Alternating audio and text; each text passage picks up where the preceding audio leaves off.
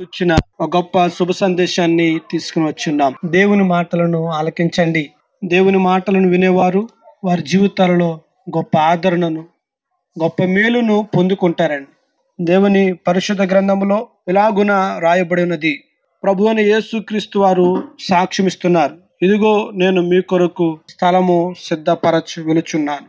నేనుండు స్థలములో మీరును ఉండులాగున మిమ్మల్ని తీసుకుని పోవుట కొరకు నేను మరలా వచ్చుదనని ఆయన చెబుతున్నారు.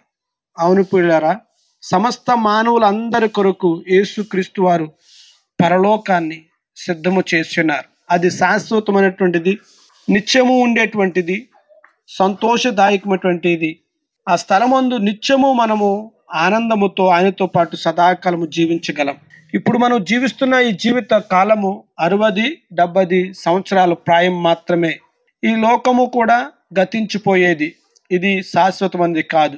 కాబట్టి పిల్లరా, ఇటువంటి నశించిపోయేటువంటి జీవితంలో మన అందరమును పాప బంధకాలతో ఉండగా మనల్ని పాపముల నుండి విడిపించి పరిశుద్ధులుగా చేసి తనతో పాటు సదాకాలము మనల్ని జీవింపచేయుట కొరకై, జీవాన్ని అనుగ్రహించుట కొరకై, పాప నివారణ చేయుట కొరకై యేసుక్రీస్తు వారు ఈ లోకమునందు తనను తాను అపరాధ పరిహారార్థ బలి అర్పణగా మన కొరకు శిలువ మ్రాను మీద అప్పగించుకుని ఉన్నారు. ఆయన మరణించారు, తిరిగి 3వ దినమున సజీవుడిగా లేచి ఉన్నారు.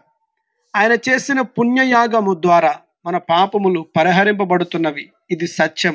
ఎందరూ యేసుక్రీస్తునందు విశ్వాసముంచుతారో వారందరూ నీతిమంతులయ్యి నశింపక నిత్య జీవము పొందుకుంటున్నారు. నిత్య జీవం అంటే పరలోక భాగ్యాన్ని.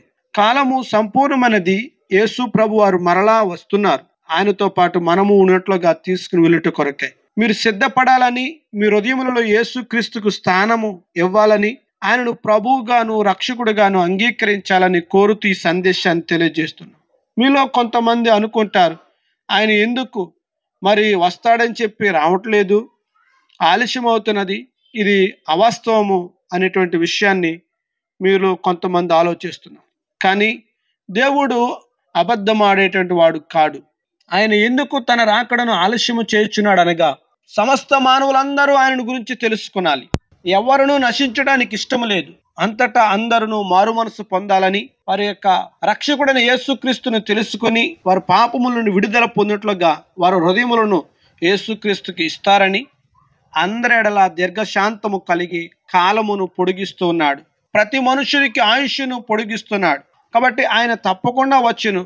ఆయన మన కొరకే ఆలస్యము చేర్చున్నాడు, మీ కొరకే ఆయన ఆలస్యము చేర్చున్నాడని ఎరగండి. ఆయన దీర్ఘశాంతము రక్షణార్థమనదిగా ఎంచుకునాలి. దేవుని అనుగ్రహైశ్వర్యము మారు మనసు పొందుట కొరకు మిమ్మల్ని ప్రేరేపిస్తున్నదని ఎరగండి. యేసు ప్రభువారు అతి త్వరలో రానే ఉన్నారు. ఇది వాస్తవము. ఆయన యందు విశ్వాసముంచిన వారికి పరలోక భాగ్యము ఆయన అనుగ్రహించును. దేవుడు మిమ్మలను మీ కుటుంబములను దీవించునుగాక. ఆమేన్.